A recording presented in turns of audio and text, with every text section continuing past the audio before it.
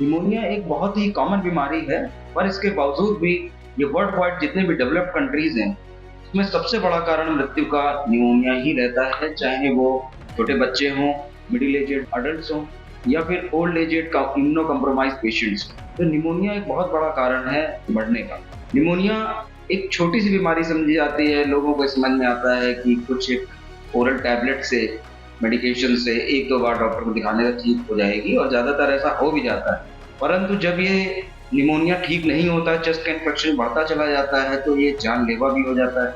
जैसा मैंने पहले बताया आपको कि ये बहुत बड़ा कारण है मृत्यु का, या डेथ का इंसिडेंसेस बहुत ज्यादा बढ़ जाते हैं निमोनिया की वजह से। दोस्तों, आज हम लोग बात करेंगे कि निमोनिया क्या होता है, निमोनिया कैसे डायग्नोज करते हैं, इसका ट्रीटमेंट क्या है, और इसको कुछ हद तक हम प्रिवेंट कर सकते हैं अपने रोज के डेली एक्टिविटीज।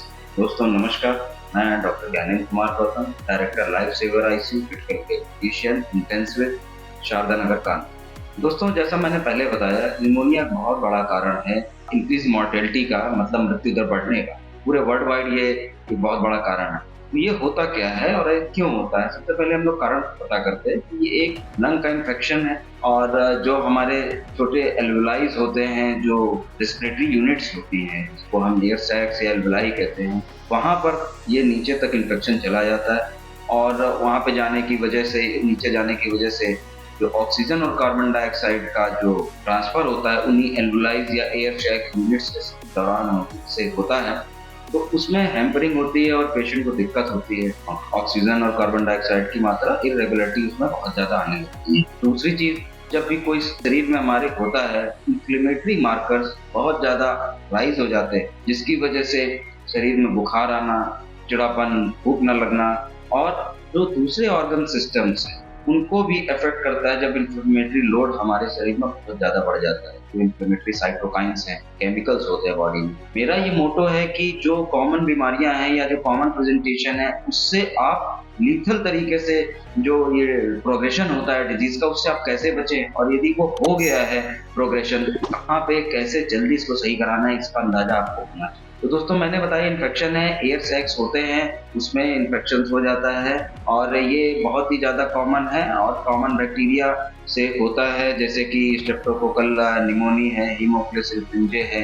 एटिपिकल निमोनिया भी होता है, जैसे क्लेमाइडिया निमोफिला और माइकोप्लाज्मा निमोनिया। वायरल निमोनियाज होते हैं, हमने कोविड-19 में देखा।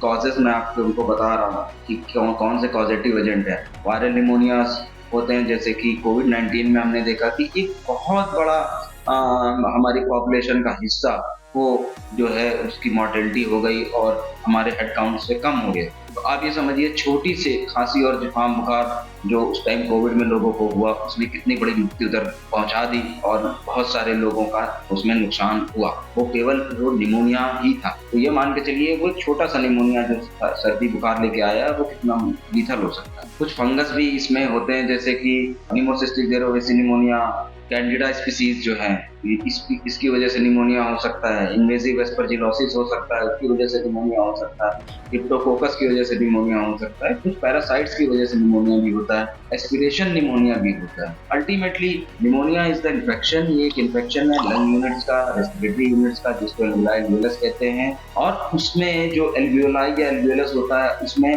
प्रोटीनेशियस मटेरियल, एब्सेस, फ्लूइड्स भर जाते हैं, जिसकी वजह से सांस लेने में दिक्कत होने लगती है, और लंग का हिस्सा, वो वाला हिस्सा जो इन्वॉल्व है, वो फंक्शनलेस होने लगता है। तो ये लोअर निमोनिया भी होता है, इंटरस्टिशियल निमोनिया भी होता है, सब सेगमेंटल निमोनिया भी हो सकता है, सेगमेंटल निमोनिया भी हो सकता है। जहां जहां ये अफेक्ट कर रहा है लंग के हिस्से में, उसको वो नाम दे करके उस निमोनिया का टैक्सोनॉमी होती है, या वो नामित किए जाते हैं। पर फर्क इससे पड़ता ये है कि हमारा निमोनिया कैसे प्रोग्रेस हुआ, कौन सा कॉजेटिव एजेंट है, कितना बड़ा हिस्सा लंग का इन्वॉल्व है, और मरीज का स्टेटस पहले से, अभी का और बाद का क्या रहने वाला है, ये बहुत इंपॉर्टेंट है। तो दोस्तों, अब हम लोग ये बात करते हैं कि इसको डायग्नोज कैसे करते हैं। सबसे पहले तो सीधी सी बात है कि यदि चेस्ट का इन्फेक्शन है, सभी लोग जानते हैं, चेस्ट एक्सरे करते हैं, उसमें कहीं ना कहीं कोई ना कोई ओपेसिटी दिखती है, जो कि लोअर हो सकती है, इंटरस्टिशियल हो सकती है, आपका प्लूरल इफ्यूजन भी हो सकता है। बहुत छोटी छोटी ओपेसिटीज होती हैं, जो कि वाइड स्प्रेड हो सकती है, तो इंटरस्टिशियल निमोनिया की तरीके भी ये प्रेजेंट कर सकती है। दूसरा इन्वेस्टिगेशन सीटी टेस्ट किया जाता है, जिससे हमें exact location, exact pattern pneumonia का पता लग जाता है। साथ में कुछ ब्लड टेस्ट किए जाते हैं, उन ब्लड टेस्ट में हम सीबीसी, एलएफटी, आरएफटी, बहुत ही टारगेटेड पीसीआर किया जाता है। कुछ एजेंट्स का, जो पॉजिटिव एजेंट्स होते हैं उनका पीसीआर भी कर सकते हैं।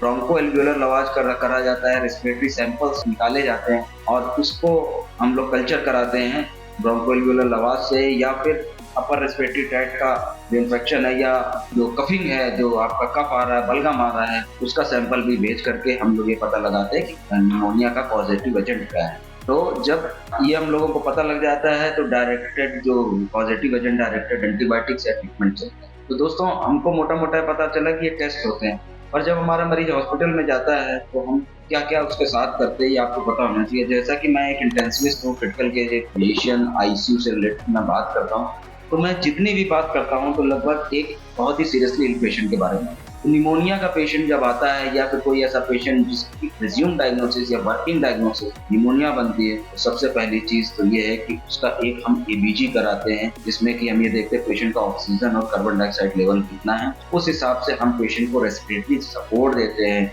आइदर स्टैंडर्ड ऑक्सीजन थेरेपी जो एक सिंपल मास्क होता है, या नॉन रिब्रीदर मास्क से, या बाईपैप मशीन से, या फिर हम वेंटिलेटर पे भी डाल सकते हैं। पेशेंट को किसी भी हालत में हमको उसका ऑक्सीजन और कार्बन डाइऑक्साइड नॉर्मल लेवल पे लाना है, और पेशेंट जिससे कि पूरे शरीर में ऑक्सीजन की कमी ना हो सके और कार्बन डाइऑक्साइड ज्यादा ना हो, इसके बहुत सारे डिलीरियस इफेक्ट होते हैं। दूसरा कॉमन काम स्टार्ट हम ये करते हैं कि एम्पेरिकल ब्रॉड स्पेक्ट्रम एंटीबायोटिक हम लोग स्टार्ट कर सकते हैं और करते भी हैं, जिसकी वजह से जो निमोनिया का पॉजिटिव एजेंट है उस पर जल्दी जो एक्टिविटी स्टार्ट हो सके एंटीबायोटिक से, और बाद में ये रिप्लेस कर दी जाती है जो कल्चर से हम लोग सेंसिटिविटी पाते हैं वो एंटीबायोटिक से रिप्लेस करते हैं। तीसरी चीज, हम उस दौरान जितनी दौरान भी पेशेंट रहता है उसमें न्यूट्रिशन का बहुत खास ख्याल रखा जाता है। यदि न्यूट्रिशन आपका, हमारा मरीज का सही नहीं होगा तो पेशेंट का इम्यून स्टेटस गिर जाएगा और उसको इन्फेक्शन से कॉम्बैट करने में बहुत प्रॉब्लम होती है, और आईसीयू और हॉस्पिटल स्टे बहुत लॉन्ग हो सकता है।